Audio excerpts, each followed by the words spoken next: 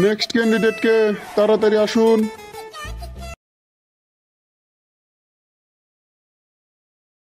এবার ওখানে চেয়ারে যা বসুন। ভেরি ভেরি থ্যাংক ইউ দাদা। দাদা? ওই বান্দর, আমি তার কোন সম্পর্কের দাদা লাগি? দাদা হতে হলে আবার সম্পর্ক লাগে নাকি? এর জন্য লাগে ভালোবাসা, যেটা আমার রক্তে শিরে শিরে ঢুকে আছে। জয় দাদা। দাদা তুমি এগিয়ে চলো, আমরা তোমার সঙ্গে আছি। আরে বাবা, তখন থেকে এরকম পাগলাম কি করছিস কেন? তোর মাথা সাথা ঠিক আছে তো? আগে হে দাদা, মাথা ছাতা ঠিক আছে, আপনি কোনো চিন্তা করবেন না। আমি তোকে একটা কথা ভালোভাবে বলছি, কান খুলে শুনবি। কি বলবেন দাদা, বলুন। আরে এই বান্দর, আরেকবার যদি তুই আমাকে দাদা বলেছিস তাহলে কিন্তু তোকে মেরে এখান থেকে বের করে দেব। তাহলে আপনাকে কি কি কি বলবো? কেন রে গাদা, এটাও জানিস নি? আমাকে স্যার বলবি, স্যার। বেশ ঠিক আছে, আপনাকে স্যারই বলবো। বেশ ঠিক আছে, এবার তোর ব্যাপার কিছু বল দেখি। স্যার, প্রথমত আমি একটা পুরুষ মানুষ, দ্বিতীয়ত আমি তৃণমূল পার্টির একটা গণ্যমান্য সদস্য, আর সেই পার্টির গণনায়ক হলো ভাইপো অভিষেক বন্দ্যোপাধ্যায়, আর সেই পার্টির প্রতিষ্ঠাপক হলেন শ্রী শ্রী মাননীয় মমতা বন্দ্যোপাধ্যায়। এই এসব হচ্ছেটা কি? কেন স্যার, আমার ব্যাপারে একটু ছোট্ট করে ইন্ট্রোডাকশন দিলাম। তা তোর ব্যাপারে যদি ছোট করে ইন্ট্রোডাকশন দিচ্ছিস, তখন সেখানে পার্টি, অভিষেক বন্দ্যোপাধ্যায়, মমতা ব্যানার্জি, ওরা কখন থেকে এলো? স্যার, কোথায় থেকে আবার এলো? সোনার পশ্চিমবঙ্গ থেকে চলে এলো। জয় বাংলা। বাংলায় আমাদের ভাইপোকে কে চাই? এই বান্দর, আমার সাথে এত ফাজলাম কি করিস না, না হলে তোকে এমন ভাবে মারবো তুই সুদা পশ্চিমবঙ্গ গিয়ে পড়বি। আচ্ছা, তোর এখানে আসার মূল উদ্দেশ্যটা কি সেটা বলতো দেখি। স্যার, এখানে আসা একটাই আমার মূল উদ্দেশ্য। যেহেতু আমার মা নাই, তাই আপনার সাথে আমার বাবার বিয়েটা দিয়ে আমার মার আশাটা পূর্ণ করতে চাই। বেদব হারামজাদা বান্দর, আমার নিয়ে এত বড় নোংরা কথা বলছিস? দাঁড়া, এবার তোকে মেরে পিঠের ছাল ছেড়ে দেবো। তা কি বলবো স্যার, ইন্টারভিউ রুমে মানুষের চাকরি খুঁজে আসে, না কারো বিয়ের খুঁজে আসে, সেটা আমাকে বলুন তো স্যার। বেশ এখন এই ফালতু কথা স্যার, এবার তোকে কিছু প্রশ্ন করি। হ্যাঁ স্যার, সেটাই ভালো হবে। তবে একটা কথা মনে রাখবি, তুই যদি আমার প্রশ্নের সঠিক সঠিক উত্তর দিতে পারিস তুই, তবেই তোর চাকরিটা হবে, না হলে কিন্তু এখান থেকে মনে মনে কেটে পড়বি। আচ্ছা ঠিক আছে স্যার, আপনি এখন প্রশ্ন ধরুন। আচ্ছা বলতো, তুই চাঁদে কে প্রথম পাও রেখেছিল? স্যার, সাথে প্রথম পাও রেখেছিল আমাদের ভাইপো অভিষেক বন্দ্যোপাধ্যায়। হ্যাঁ? হ্যাঁ স্যার, তার সাথে সহযোগিতা করেছিল আমাদের মাননীয় দিদি মাননীয় মমতা বন্দ্যোপাধ্যায়। বান্দর কোথাকারের, ফাজলাম কি মারার জায়গা পাচ্ছিস না? অভিষেক বন্দ্যোপাধ্যায় প্রথমে চাঁদে পাও রেখেছিল, আর তার সাথে মমতা ব্যানার্জি সহযোগিতা করেছিল। আগে হ্যাঁ স্যার। চুপ বান্দর। এবার বলতো, কোন দল ভারত ছাড়া মুখ্য ভূমিকা নিয়েছিল?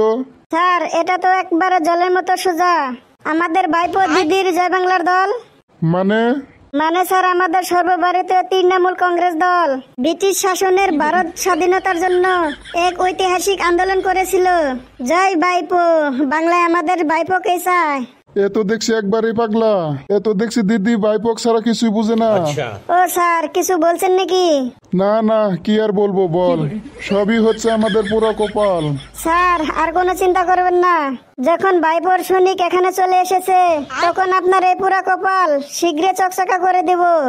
যা বুঝলাম, তোকে আর ইতিহাস ভূগোল থেকে প্রশ্ন করে লাভ নাই।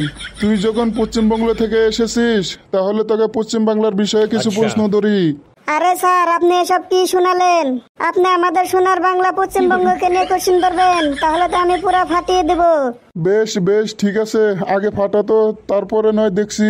এবার বলতো, জনগণ মন এই গানটা কে লিখেছিলেন? স্যার, জনগণ মন গানটি লিখেছিলেন আমাদের দাদা রবে অভিষেক বন্দ্যোপাধ্যায়। বলিস কি রে? আগে হ্যাঁ স্যার, আর পিছন থেকে মিউজিক ব্যাকগ্রাউন্ড দিয়েছিলেন আমাদের মাননীয় মমতা বন্দ্যোপাধ্যায়। বান্দর কোথাকারের, আবার আমার সাথে ফাজলামকে আরম্ভ করছিস? স্যার, আমি তো ঠিক বললাম, আমি কোথায় ভুল বলেছি? চুপ রে চুপ, না হলে কিন্তু লাথি মারে এখান থেকে তোকে পশ্চিমবঙ্গ পাঠিয়ে দিব। দেখ, আমি তোকে ভালোভাবে বলছি, আর যেন আমার সাথে ফাজলামকি করিস না। আমি যা প্রশ্ন করব সেটা সঠিক সঠিক উত্তর দিবি, না হলে কিন্তু তোর কপালে অনেক কষ্ট আছে। আচ্ছা ঠিক আছে স্যার। বলতো তুই কবিগুরু উপাধি কাকে দেয়া হয়? স্যার এটা তো মানে জলের মতো সোজা।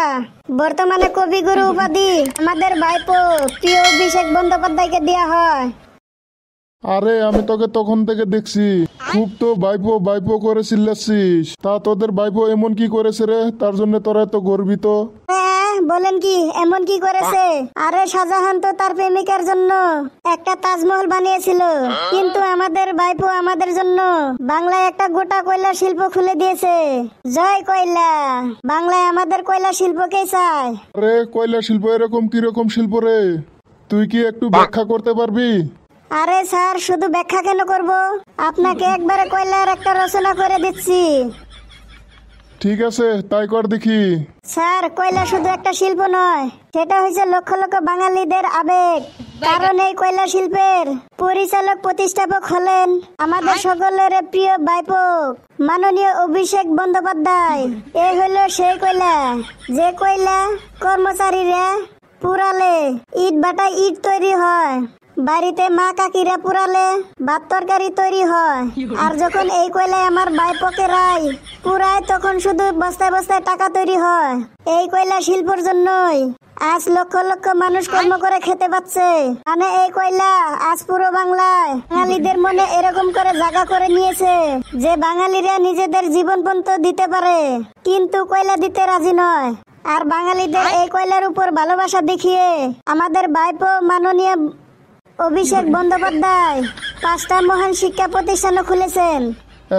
বলিস কি রে, এর জন্য আবার 5টা শিক্ষা প্রতিষ্ঠানও খুলেছেন?